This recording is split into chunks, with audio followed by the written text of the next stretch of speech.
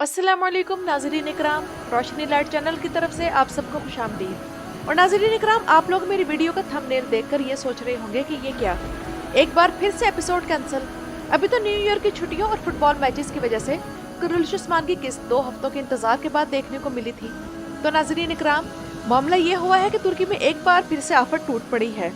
और हुआ ये है कि तुर्की का एक इलाका जिसका नाम बोलू है, वहाँ एक बड़े होटल जिसकी बिल्डिंग की काफी मंजिलें थी, तो वहाँ आग लग गई। और ताज़ा तरीन आदादो शुमार के मुताबिक अब तक 76 लोग जाँ बहक हो चुके हैं और 55 अफराद जख्मी हैं। ये होटल एक टूरिस्ट होटल था, क्योंकि वहाँ सियाह सैर तफरी के लिए जाया करते थे। और कुछ लोगों ने यह भी बताया कि उन्होंने अपनी आंखों से लोगों को खिड़कियों से बाहर छलांगे लगाते भी देखा, ताकि वो इस आग से अपनी जान बचा सके।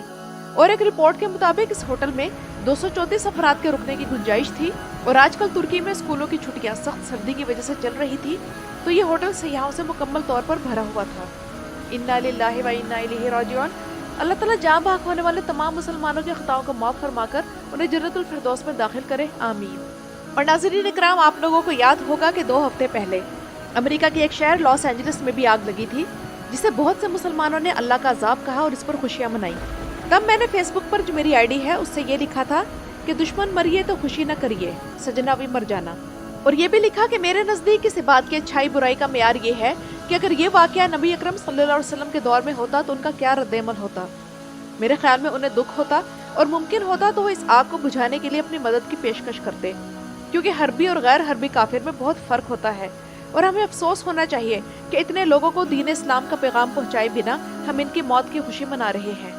तो नाज़रीन इकराम, खुद देखिए कि अब एक मुसलमान मुल्क जो कि हमारा सज्जन था, यानी दोस्त मुल्क था, उसमें आग लगी है, तो क्या काफिर खुशियां मनाएंगे? इसलिए हादसा होना चाहिए, चाहे वो किसी मुसलमान मुल्क में हो या काफिर मुल्क में। ऐसे वाकयात इबरत के लिए होते हैं, ना कि तमाशा लगाने और खुशियां मनाने के लिए, क्योंकि ये वक्त तो किसी पर भी आ सकता है। अब आते हैं नाज़रीन इकराम कुरैश उस्मान की तरफ। तो इस हादसे की वजह से किस्त नंबर 178 कैंसिल कर दी गई है और अगले हफ्ते नई किस्त आएगी। और इससे पहले इस हादसे की वजह से कल सुल्तान फातेह ड्रामा सीरीज के एपिसोड कैंसिल की गई है, लेकिन 2 दिन पहले इसका ट्रेलर 2 भी रिलीज हुआ, जिसमें ऐसे शॉकिंग सीन्स थे कि मद्दाहों की अक्सरियत ये किस्त देखने के लिए बेताब हो गई, क्योंकि एपिसोड 178 के ट्रेलर 2 का हर सेकंड एक्साइटिंग था। मिसाल के तौर पर, क्या हलीमा को मालूम हो गया कि उस्मान उसके असल वालिद हैं? क्या सारोचा मंगोलों के हाथों मर जाएगा? और ट्रेलर में हलीमा को पहाड़ से गिरते दिखाया गया है, तो उसका क्या बनेगा? और वैसे अब की बार ट्रेलर बहुत ट्रिकी था और तमाम वाकयात खुलकर नहीं दिखाए गए थे। हो सकता है कि इस एक हफ्ते की गैर हाजिरी के दौरान महमूद बोजदैक एक तीसरा ट्रेलर भी रिलीज कर दे और आने वाले वाकयात खुलकर सामने आ जाए। लेकिन इसका नुकसान ये होगा कि आने वाली किस्त के बारे में जो हमारा सस्पेंस है वो खत्म हो जाएगा। लेकिन हो सकता है कि मद्दाहों को इस सीरीज से इंगेज रखने के लिए तीसरा ट्रेलर भी रिलीज हो। सबसे पहले अगर हलीमा के सिनेरियो की तरफ आए, तो पिछली चंद किस्तों से मंगोलों के आने के बाद हलीमा का सिनेरियो एक तरह से रुका हुआ था और सिर्फ यही दिखाया गया कि हलीमा कबीले में है। लेकिन मंगोलों की तरफ से कबीले वालों को जहर देने के मामले के दौरान हलीमा में ये तब्दीली आई कि काई कबीले के अच्छे रवैये और खास तौर पर बाला खातून और उस्मान बे के मोहब्बत भरे रवैये की वजह से इसका दिल इनकी तरफ से नरम होना शुरू हो गया है और अब उसके मिजाज में उनके लिए एक उनसियत सी आती जा रही है।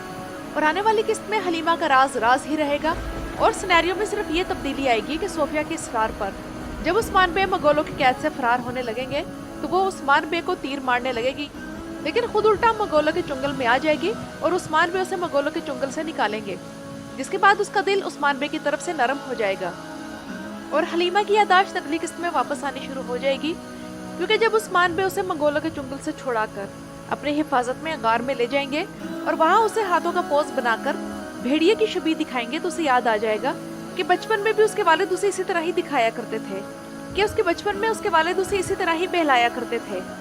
लेकिन एक बात तो तय है कि आने वाली किस्त के जितने भी भयानक सीन्स ट्रेलर में दिखाए गए हैं, इनमें से एक तो लाजमन ख्वाब ही होगा।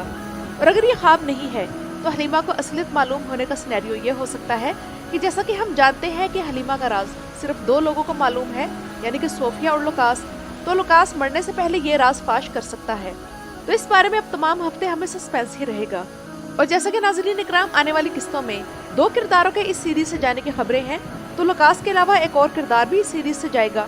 अब वो सारोचा होगा या हलीमा, तो इस बारे में मेरा ख्याल ये है कि हलीमा के सिनेरियो को अभी मजीद आगे लेकर चला जाएगा और सारोचा के बारे में ज्यादा यकीन से कहा जा सकता है कि वो इस सीरीज से निकल जाएगा।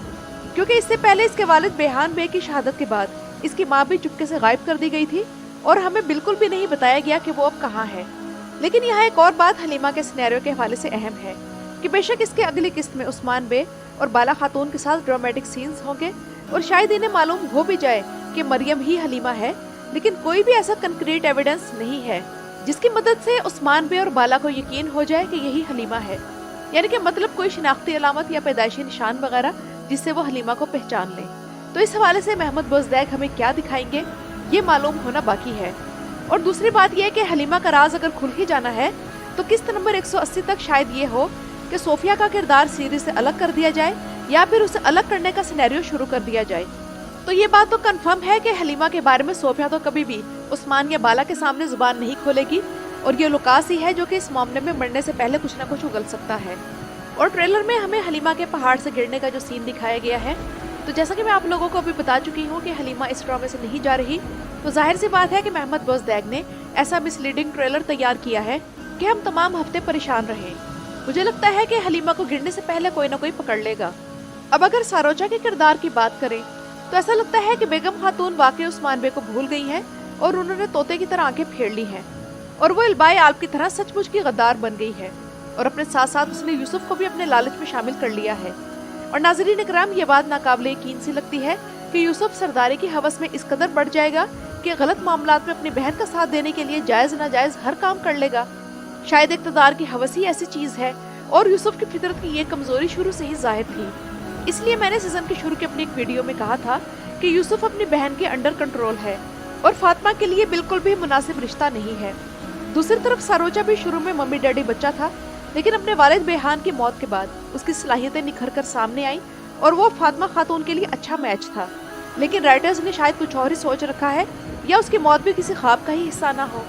लगता है कि मंगोल बेगम खातून और यूसुफ की वफादारी चेक करने के लिए सारोजा को इन दोनों के हवाले करेंगे और कत्ल करने का कहेंगे और यूसुफ को अपनी वफादारी साबित करने के लिए सारोजा को कत्ल करना पड़ेगा।